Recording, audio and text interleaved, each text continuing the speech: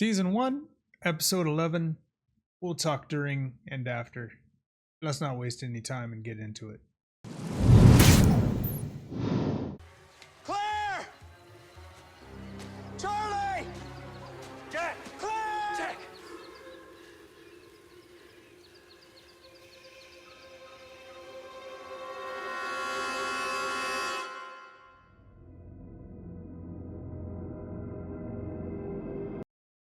So, well, why is he shushing him? It's like, Jack, it's time for the intro. Which way did they go, Locke?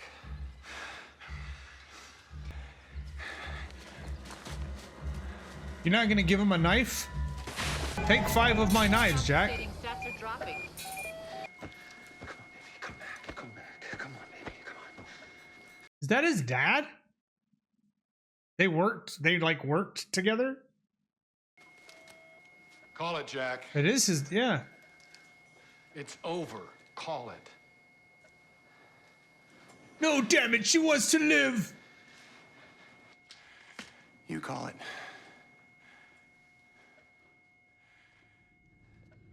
I'm coming with you. I figured you might. Why did she get a knife? What are you doing? I could use another hand if you're up for it. I'm up for it. Then let's get moving. Everybody gets a knife. He's handing them out like Oprah now. You're getting a knife. You're getting a knife. Everybody get a weapon! Maybe I'll just put together another part. Good idea. We're going north. I suggest you go south.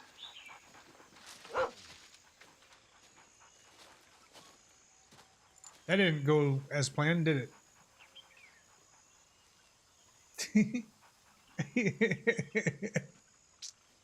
Come on.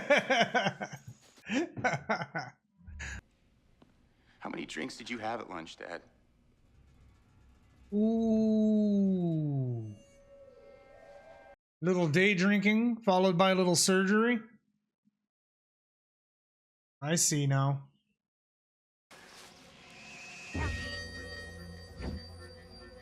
A clue! I think I'm getting a clue. Really? Yeah, this is totally giving me a clue right now. Oh. He's leaving us a trail. The manifest. You ever think he might have lied about his name? It's stupid to lie about your name. Alrighty, Tattoo.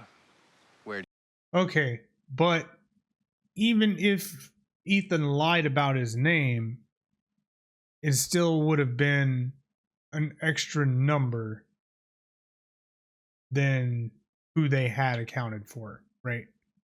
So if he was lying about his name, it would be one of the people on the manifest that, you know, they don't have accounted for, which makes sense, I guess. But, you know, if there's nobody on the manifest named Ethan, then at the very least he's suspect, right? Because there's a whole other half of the plane, supposedly. Stands to reason that if you've got like 45-ish people survived from one half of the plane for some reason, that you'd have people survive the other half of the plane for some reason. So I swear to God, if season 2 finally gets here and it's all new people, like, here's their story, I'm gonna be so pissed, especially if we still don't know what the hell the monster dinosaur robot whatever is oh, don't do that to me. If you don't believe me, ask Saeed. He said we're not alone. Saeed's back. How do you feel about that, Mr. Sawyer? Red shirt. You ever watch Star Trek? Not really. They always wore red shirts, and they always got killed. Stop again. Stop. Yeah. Stop. So Colonel Locke, who I guess he played Risk. It was some kind of a strategy game at work, and apparently tried to get girls on phone sex lines to go with him to Australia in the first place. This dude doesn't know Star Trek? I don't believe you. You had no business being in OR. They'll strip me of my license. Oh no. Yes. I've had to sacrifice certain aspects of my relationship with you so that hundreds and thousands of patients will live because of your extraordinary skills. Manipulation.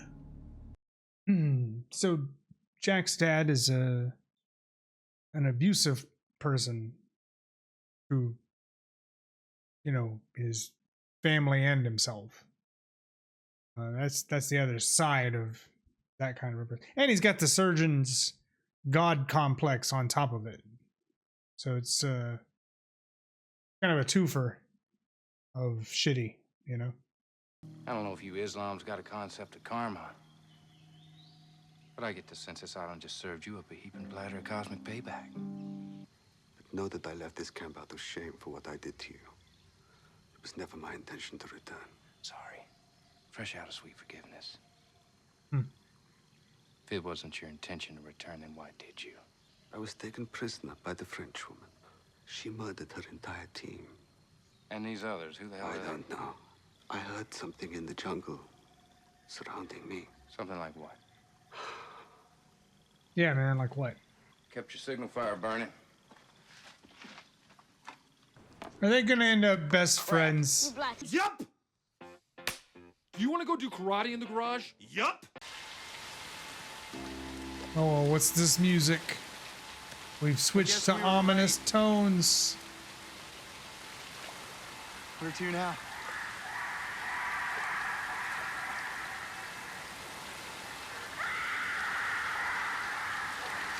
Jack!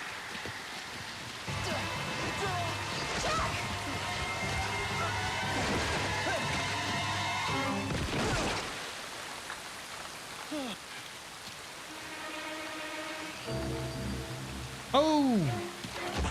You do not stop following me, I will kill one of them. Do you understand?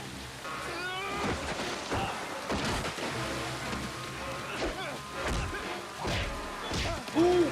Ooh!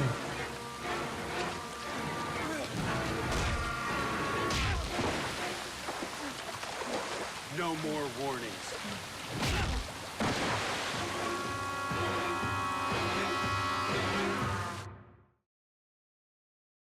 Yo, so Ethan just kind of went from like McPoyle to McGregor. Like, holy cow. I mean, like, seriously, from the last episode to this one, like, I guess he kind of looked like maybe he was tall, but he looked kind of jacked right there, right? And he's just like got all the moves. Jack can't be that good of a fighter, right? I mean, you rely on your hands to make a living, you're not going to be very, you know, you're not going to be punching things a lot, I don't think. Aware of the patient's pregnancy when you went into the procedure? Absolutely. The patient's husband had informed the attending in the ER. Oh, It was, however, extremely man. early in the pregnancy, so our primary focus had to be on the mother. I didn't come into the OR until well into the procedure. Jack. I was warned by one of the nurses that my father was operating under the influence. Jack, this is By not the time the I got there, it was clear that my father was not only incapacitated, but that he had also severed the patient's hepatic artery. Jack is a paladin. Oh my.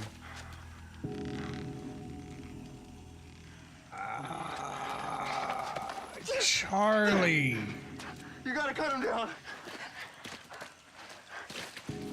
Get some freaking help. You all! Everybody! Surely he's already dead by now. Bro. Come on! Dude. That's sad. Jack! Jack! Come I gave him so much shit for being a bassist. He was a good guy, man. This is like the Abyss all over again. Well, he did save her. If this dude comes back to life now...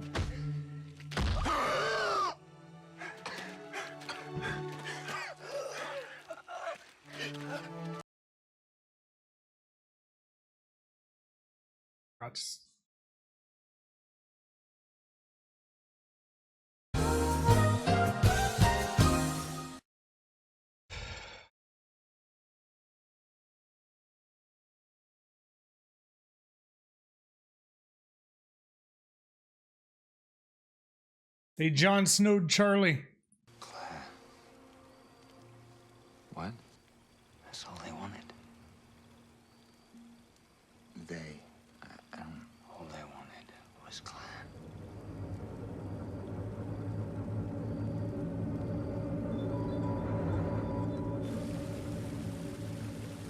You need this more than I do.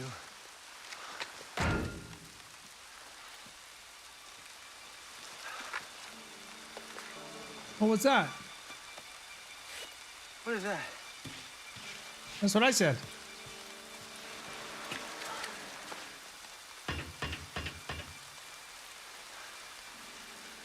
Steel. That be part of the plane? Part of the wreckage?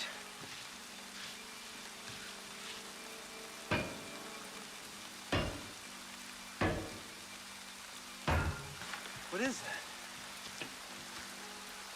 That's what we're gonna find out.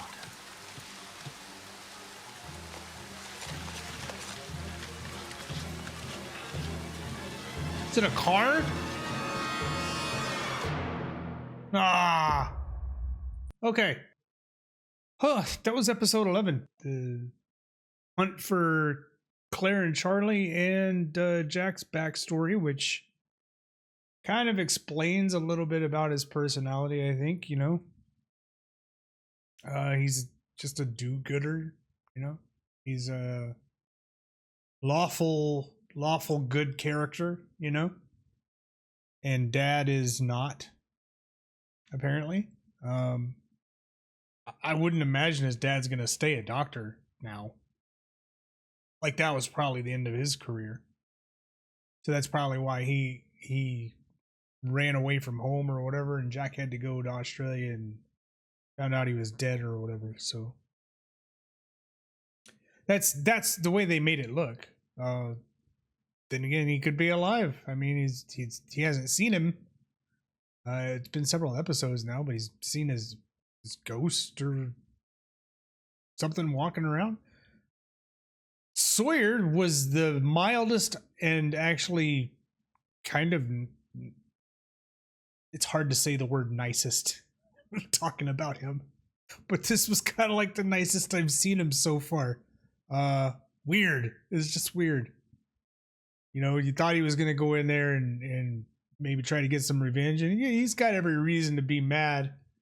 But he did bring it on himself in the first place. You know, I mean, he could have opened up his stash and been like, look, here's everything that I have. I got no asthma medicine. I'll help you find it. You know, whatever. But he doesn't do that. That's not his MO. That's not his way of doing things. You know, I thought Charlie was gone. I did not see that coming. But yay, good. You know, I wasn't prepared to see Charlie end his journey. And such, like, right after his, you know, getting rid of the drugs and doing the right thing, and it seems like they're setting him up to be kind of a hero, and I'm like, okay, well, so much for that. His throat and his chest hurt like hell now. Ethan beat the crap out of him. That dude is jacked. He's on all kinds of jungle CrossFit programs there. Anyway, like, subscribe, do all of those things.